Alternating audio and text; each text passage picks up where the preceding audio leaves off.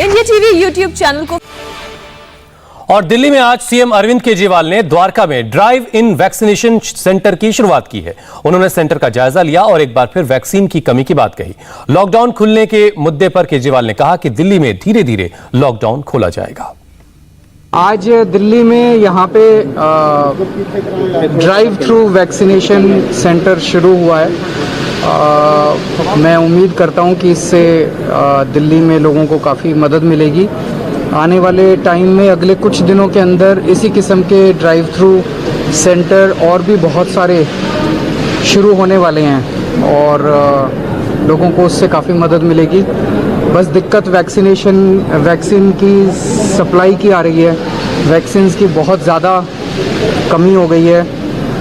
18-44 वाला जो ग्रुप है, युवाओं के लिए वैक्सीन तो ख़त्म हो गई है दिल्ली में, लेकिन अभी वो जो 44 के ऊपर वाला ग्रुप है उसके लिए सरकार में भी अभी कोविशील्ड थोड़े दिनों के लिए बाकी है।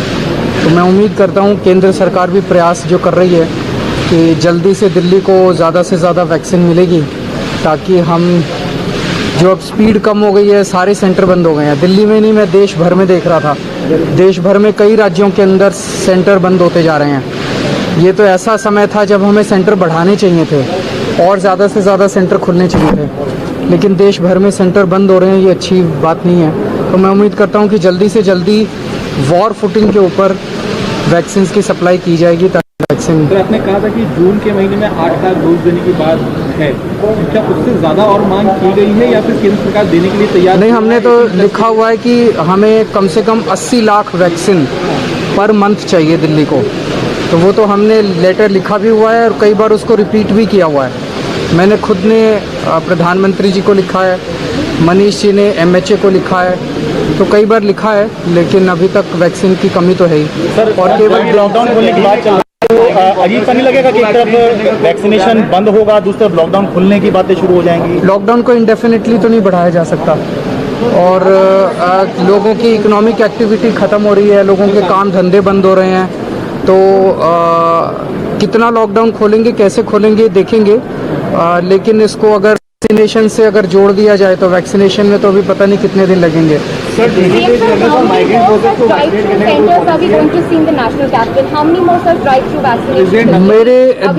मेरी नज़र में 2-3 है। एक छत्रसाल में शायद सैटरडे को खुल रहा है और 1-2 प्राइवेट सेक्टर में और खुलने वाले हैं।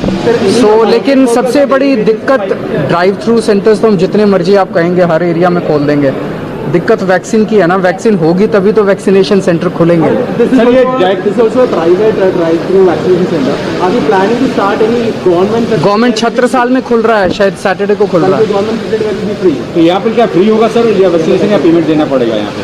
कहाँ पे? यहाँ पे जी, यहाँ पे तो आपका दोनों है, शायद पेमेंट है और अंडर प्रिविलेज के लिए फ्री है।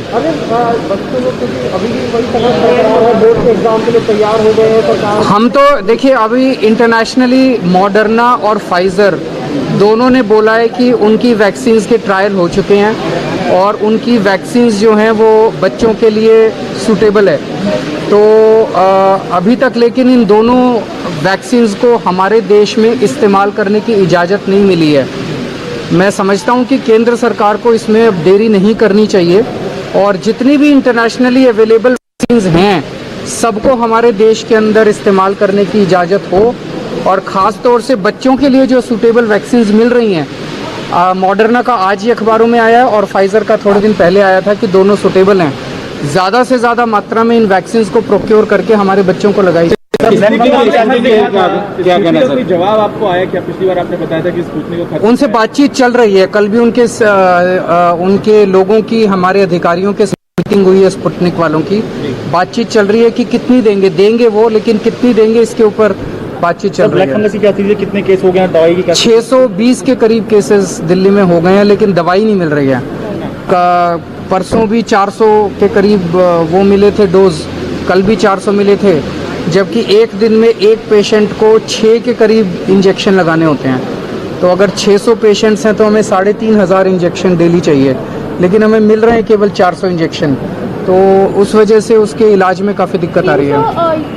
of course, Delhi government approached Moderna and Pfizer, and it had been rejected as part of the global tender. Is Delhi government still going to make attempts to approach other manufacturers? हम तो सबको कर रहे हैं, लेकिन देखिए हमारे देश में कुछ हम लोगों ने गलतियां की। हम पूरी दुनिया से 6 महीने पिछड़ गए हैं। हमारे देश ने पूरी दुनिया की सबसे वैक्सीन हम लोगों ने बनाई।